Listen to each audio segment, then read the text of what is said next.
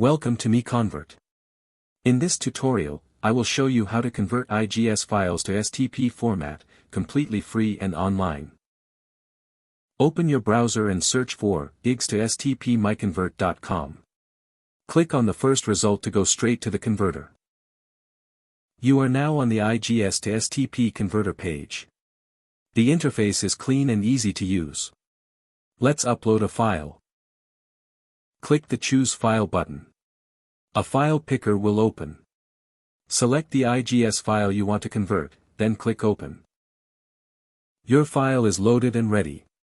You can see the file name, size, and destination format. Click Convert now to start the conversion. The conversion is in progress. You can see the progress bar moving. This usually takes just a few seconds. Done. Your file has been successfully converted.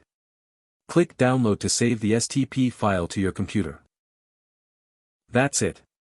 Visit MiConvert.com for more free conversion tools. Subscribe for more tutorials. Thanks for watching.